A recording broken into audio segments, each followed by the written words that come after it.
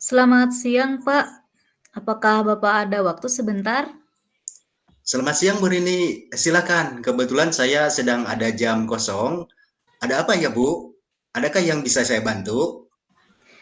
Begini, Pak, saya sedang menghadapi beberapa masalah dalam mengajar. Bisakah Bapak membantu saya untuk coaching? Baik Bu, silakan. Kebetulan saya ada luang waktu. Silakan. Jadi begini, Pak, saya merasa sulit membuat siswa tetap fokus di kelas.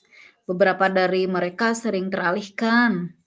Ada yang tertidur di kelas, ada yang malah membuat gaduh, Mhm. apalagi ketika pembelajaran mulai berlangsung lama.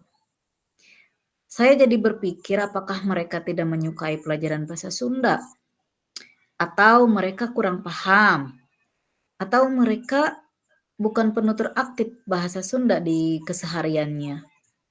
Saya jadi khawatir, Pak, hal ini berdampak pada hasil belajar mereka. Oh, begitu. Saya paham. Ini memang tantangan yang sering terjadi di kelas.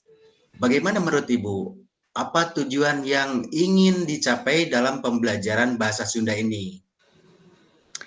Selain yang sudah tertera pada modul, Pak, tujuannya tentu saja agar siswa dapat memahami materi dan keterampilan berbahasa Sunda dengan lebih baik tentunya, serta tertarik dan terlibat aktif dalam pembelajaran.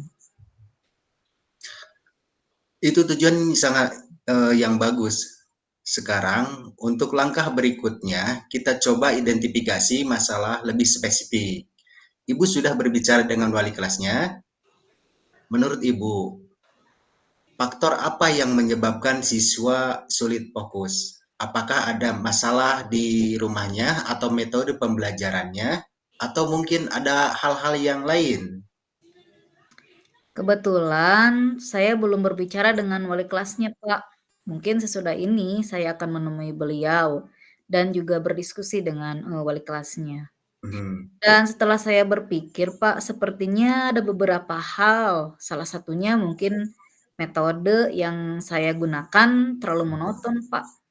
Hmm. Saya lebih banyak menggunakan ceramah dan menugaskan mereka membaca teks. Hmm. Jadi mungkin mereka bosan. Ada juga siswa yang kelihatannya lebih tertarik dengan aktivitas yang lebih dinamis. Baik, jika kita sudah mengidentifikasi bahwa metode ceramah mungkin saja kurang menarik bagi siswa dan mereka lebih membutuhkan aktivitas yang lebih interaktif, lalu adakah ide Bu Rini yang terlintas untuk mencoba pendekatan yang berbeda? Saya mendapat ide, Pak. Mungkin bisa mencoba menggunakan lebih banyak permainan berbahasa seperti tebak kata dalam bahasa Sunda atau membuat kelompok kecil untuk berdiskusi. Lalu saya juga, ada ide menambahkan video pendek atau cerita rakyat Sunda untuk mengaitkan materi dengan sesuatu yang lebih menarik. Mungkin juga dengan penggunaan sarana dan prasarana sekolah, Pak. Kebetulan Mhm, ada gamelan kan di mhm, sekitar ekstrakurikuler karawitan, mhm. pada bab KAWI saya akan gunakan dan juga, menggunakan beberapa aplikasi pembelajaran. Saya harap mereka bisa lebih tertarik dan pembelajaran menjadi seru. Wah, itu ide yang bagus. Lalu apakah ada langkah pertama yang akan Ibu ambil untuk memulai implementasi rencana ini? Mungkin saya akan mulai dengan merancang satu atau 2 permainan bahasa sederhana yang bisa digunakan untuk, kelas besok, Pak. Setelah itu, saya akan mulai memikirkan proyek kelompok yang lebih besar untuk minggu depan, Pak. Bagus, Bu. Dan bagaimana kalau kita jadwalkan sesi coaching lanjutan untuk meninjau perkembangan setelah beberapa minggu penerapan? Baik, Pak, saya akan coba dulu strategi ini dan kita bisa evaluasi hasilnya bersama-sama ya, Pak. Luar biasa. Saya yakin perubahan ini akan berdampak positif bagi siswa. Terus semangat ya, Bu. Baik Pak, terima kasih untuk waktunya Pak. Mohon maaf mengganggu saya.